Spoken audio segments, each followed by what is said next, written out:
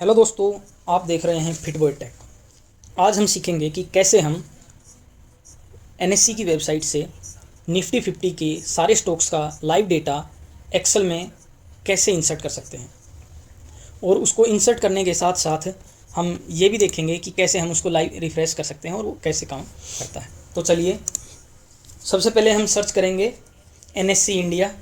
ये थोड़े से बीच में कैप्स और छोटे हो गए, इसको इग्नोर करिए। तो एनएससी की वेबसाइट पे जाएंगे। उसके बाद हम जाएंगे मार्केट डेटा पे। मार्केट डेटा के बाद इंडिसेस, सारे इंडेक्स वहाँ पे हमें मिल जाएंगे। अब हम चूज करेंगे यहाँ पे निफ्टी 50। कोई और भी चूज कर सकते हैं, लेकिन आज हम निफ्टी 50 का सीख रहे हैं।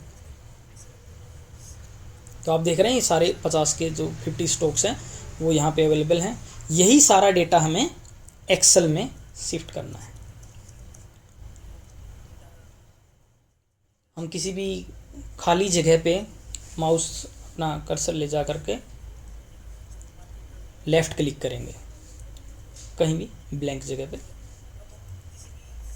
फिर हम क्लिक करेंगे इंस्पेक्ट के ऊपर, सबसे नीचे वाला ऑप्शन। हमारे पास साइड में ये ओपन हो जाएगा। इसमें हम नेटवर्क पे जाएंगे। ऊपर फिल्टर, जहाँ पे मैंने निफ्टी लिखा हुआ है, आपके में निफ्टी जैसे पहली बार कर रहे हैं तो नहीं लिखा आएगा, तो आप वहाँ पे निफ्टी लिख के सर्च कर सकते हैं। और कंट्रोल आर आपको दबाना है सो दैट ये चीज़ें रिफ्रेश हो जाए। जैसे कंट्रोल आर दबाने के बाद ये सारे आ जाएंगे मेरे सामने और मैं निफ्टी लिख के यहाँ पे सर्च कर दूँगा। उसके बाद हमें चूज करना है इक्विटी स्टॉक इंडिसेस इंडेक्स।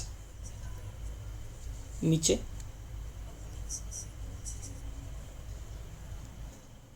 ये इक्विटी स्टॉक इंडिसेस इंडेक्स, ठीक है। इसके अंदर हमें यहाँ से 4 चीज़ें कॉपी करनी है, 5 सॉरी।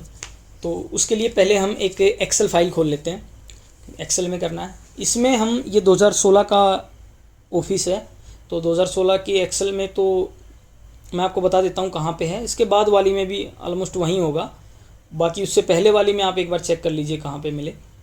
डेटा में जाएंगे, न्यू क्वेरी,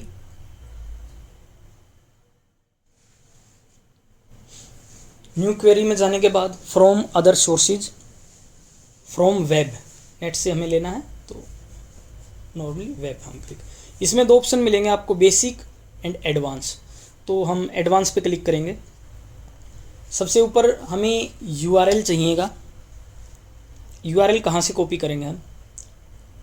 आइए वेबसाइट पे आइए वापस।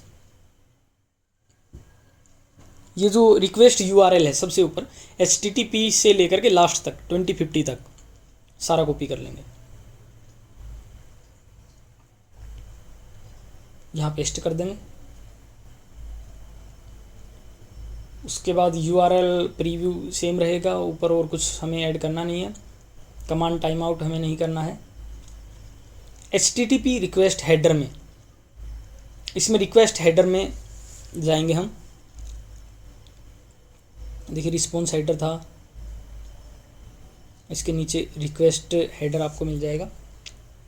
यहाँ पे जाएंगे, सबसे पहले एक्सेप्ट एनकोडिंग कॉपी करेंगे और यहाँ पे लिखेंगे, और उसकी वैल्यू उसके सामने से जो है जी जिप लिखा हुआ है, कोमा से पहले जो है, कोमा नहीं लिखेंगे। कोमा लिखेंगे तो एरर आ जाएगा। एक बार अगर बाई चांस गलती से कर भी दें तो एरर आ जाएगा, तो कोमा हटा देना। जी जिप, ऐड हेडर, और हेडर ऐड करेंगे एक्सेप्ट लैंग्वेज। तो लैंग्वेज क्या रहेगी हमारी? इंग्लिश यूएस रहेगी इसमें। पेस्ट। उसके बाद जो उसकी वैल्यू है EN US, और लास्ट में 0.8 तक सारा कॉपी कर लेंगे और वहाँ पे ले जाके पेस्ट कर देंगे।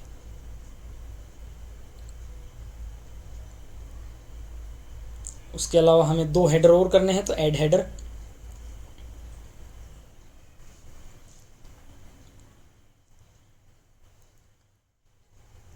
नेक्स्ट चीज़ जो हमें चाहिए वो सबसे लास्ट में हमें मिलेगी user agent. User agent copy करेंगे,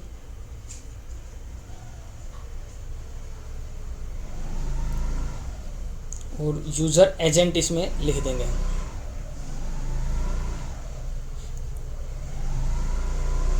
नहीं वो ठीक है, उसको नहीं छोड़ेंगे। यूज़र एजेंट,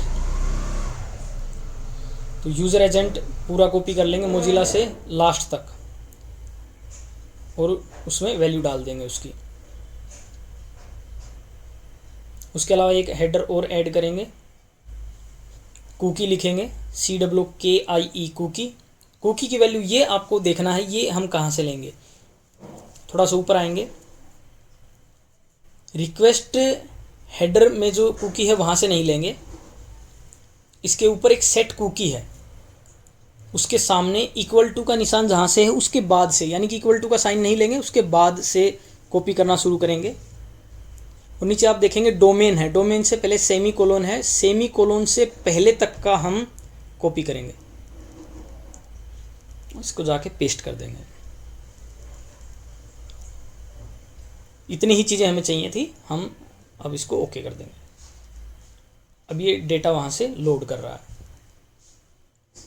और देखिए इसने निफ्टी 50 का डेटा ले लिया है वहाँ से। अगर आप इसमें टाइम देखें, लास्ट जो फैच टाइम है, जिस टाइम पे इन्होंने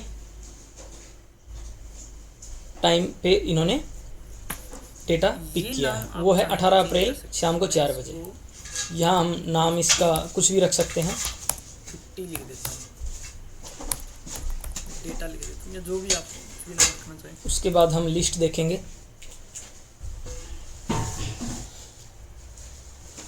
लिस्ट में टोटल 51 एंट्रीज हैं।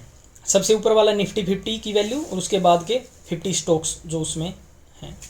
हम सबसे ऊपर वाले पे क्लिक करेंगे अगर, तो हमें पता भी चल जाएगा एग्जैक्टली क्या है। उसके बाद हम इसको टेबल में कन्वर्ट करेंगे, तो टू टेबल पे क्लिक कर देंगे, नन रहेगा हमारा। और सेकेंड शो एज एरर, जो सेम टू सेम है, हमने इसमें कोई बदलाव नहीं किया है, ओके कर देंगे। हमने इसमें कोई चेंजमेंट अभी नहीं किया है फिलहाल के लिए, सेम वही है। इसके बाद ओके पे क्लिक कर देंगे। अब आप देखेंगे कॉलम आ गया है, कॉलम 1, और नीचे हमारे पास 51 रिकॉर्ड्स हैं। सबसे ऊपर वाला चेक करेंगे, ये निफ्टी 50 का है, और बाकी जो 50 स्टॉक्स हैं, तो इसको हम क्रॉस कर देंगे, वापस वहीं आ गए। इसको हम एक्सपेंड करेंगे। एक्सपेंड कैसे करेंगे, देखिए इसमें सारे कॉलम्स अभी हमने सेलेक्ट किए हुए हैं, जो जो यहाँ पे आने वाले हैं। इनमें से जो कॉलम आप चाहें वो हटा भी सकते हैं, या बाद में भी हटा सकते हैं। अभी हम सारे ही टिक किया हुआ है हमने, बाद में हम देख लेंगे क्या क्या हमें हटाना है।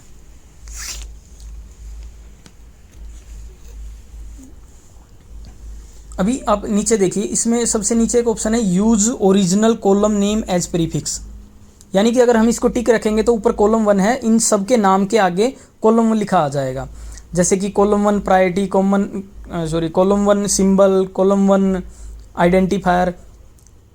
इसको हम एक बार चेक कर लेंगे, और बाद में बैक करके मैं दोनों चीज़ दिखा देता हूँ। देखिए अभी हमने टिक किया था तो सबके नाम के आगे कॉलम 1 आ गया। अब ये तो हमें चाहिए नहीं है, तो इसको मैं क्रॉस करता हूँ, बैक आता हूँ। दोबारा से हम यही करेंगे। अब की बार हम इसको अनटिक कर देंगे, ठीक है। देखिए अब की बार कॉलम 1 उसमें इनिशियल में नहीं आया है, ठीक है। जैसे प्रायोरिटी है, प्रायोरिटी को इस कॉलम की हमें ज़रूरत ही नहीं है, 011 लिखा हुआ है, इसको हम रिमूव कर सकते हैं, रिमूव कॉलम। और भी जो जो कॉलम हम रिमूव करना चाहें कर सकते हैं। जैसे आप देखेंगे आइडेंटिफायर और सिंबल, ये सेम ही चीज़ है। आप सिंबल से ही पता कर सकते हैं कि स्टॉक की बात हो रही है, तो हम आइडेंटिफायर को रिमूव कर देंगे। आप रिमूव करना चाहें तो कर सकते हैं, वरना ना भी चाहें तो रहने भी दे सकते हैं, हम कर देते हैं, कर दिया। उसके अलावा आप देखिए कोई और कॉलम इस तरह का अगर है तो एक इसमें एक डेटा होता है 365 डेज का चार्ट, और तो उससे पहले है 365 डेज एगो क्या डेट थी। तो जाहिर सी बात है जिस दिन हम देख रहे हैं उससे 365 दिन पहले, 1 साल पहले सेम वही डेट होगी। 365 डेज एगो क्या डेट थी, तो जाहिर सी बात है जिस दिन हम देख रहे हैं उससे 365 दिन पहले, 1 साल पहले सेम वही डेट होगी। 365 डेज एगो क्या डेट थी, तो जाहिर सी बात है जिस दिन हम देख रहे हैं उससे 365 दिन पहले, 1 साल पहले सेम वही डेट होगी। तो उसको हम डिलीट कर देते हैं। उसके अलावा 30 दिन पहले जो डेट होगी उसको भी हम डिलीट कर देते हैं।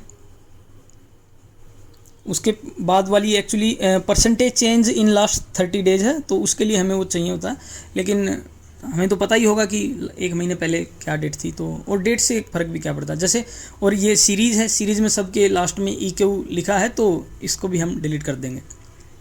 रिकॉर्ड वाला भी चाहें तो हम डिलीट कर सकते हैं या फिर रहने भी दे सकते हैं, कोई ऐसी विशेष समस्या नहीं है। उसके अलावा आप किसी कॉलम को पहले या आगे या पीछे करना चाहें तो वो भी कर सकते हैं, वो हम बाद में भी कर सकते हैं, कोई इश्यू नहीं है। अब हम करेंगे close and load. Close and load किया तो सारा डेटा हमारा इसमें फैच हो गया है। देखिए सबसे ऊपर फिल्टर्स हैं, उसके बाद निफ्टी 50 है और उसके बाद 50 स्टॉक्स हैं, तो टोटल 52 कॉलम्स तक हमारा डेटा है। इसमें सारी चीज़ें हैं जो जो हमें ज़रूरत पड़ सकती है। ओपन किस रेट पे हुआ है आज, डे हाई क्या है, डे लो क्या है। ये देखिए इसमें है लास्ट अपडेटेड टाइम, किस टाइम पे लास्ट इसने डेटा फैच किया है, यानी कि 18 अप्रैल को 4 बजे शाम को इसने किया है।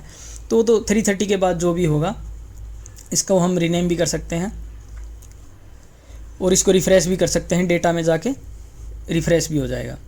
अभी मार्केट बंद है तो अभी ये जो है वही रहेगा। उसके अलावा हम रिफ़्रेश में जा कर के इसको अपने हिसाब से भी कस्टमाइज़ कर सकते हैं। रिफ़्रेश में हम गए, सबसे ऊपर वाला ये एनेबल बैकग्राउंड रिफ़्रेश है, इसको हम रखेंगे तो इसमें क्या होगा कि वो ऑटो में रिफ़्रेश होता रहेगा, फाइल क्लोज रहेगी तब भी। रिफ़्रेश एंट्री 1 मिनट हमने एवरी 1 मिनट किया है, तो जब ये फाइल ओपन होगी तो हर 1 मिनट में अपने आप डेटा रिफ़्रेश हो जाएगा।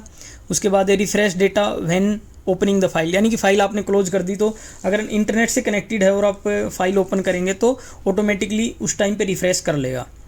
या आप अपने हिसाब से सेट कर सकते हैं, कभी भी चेंज भी कर सकते हैं, कोई इश्यू वाली बात नहीं है। इसके बाद अब हम देखेंगे कि ऊपर जो फ़िल्टर है उसका हम कैसे यूज़ कर सकते हैं। अब आप देखिए तीसरे नंबर पे भारती एयरटेल है, लेकिन हमें देखिए लास्ट अपडेटेड टाइम तो वही रहेगा क्योंकि वो उसके बाद का अपडेट हुआ नहीं है, वेबसाइट पे उसी टाइम पे लास्ट अपडेट होता है। इसके बाद अब हम जैसे कि परसेंटेज चेंज में गए, हम इसको अगर अपने हिसाब से सेट करेंगे, जैसे कि शॉर्ट करना है हमें स्मॉलेस्ट टू लार्जेस्ट, तो हमने क्लिक कर दिया तो सबसे ऊपर जो सबसे स्मॉलेस्ट है यानी सबसे ज़्यादा नेगेटिव में परसेंटेज चेंज गया -3.7%, वो ऊपर आ गया और फिर उस हिसाब से सेट हो गए। तो ऐसे हमें स्टॉक्स को ये देखने में कि कौन सबसे ज़्यादा नीचे आज गया है, कौन सबसे ज़्यादा ऊपर गया है, तो उसमें हमें पता चल जाता है। तो यानी कि आज के दिन अपोलो हॉस्पिटल सबसे ज़्यादा नेगेटिव रहा है, तो वो सबसे ऊपर आ गया, वो इस हिसाब से हम कर सकते हैं। और भी किसी भी फ़िल्टर पे हम इस तरह की फ़िल्टर करके उसको मतलब बड़े से छोटा या छोटे से बड़ा जो भी करना है वो हम कर सकते हैं।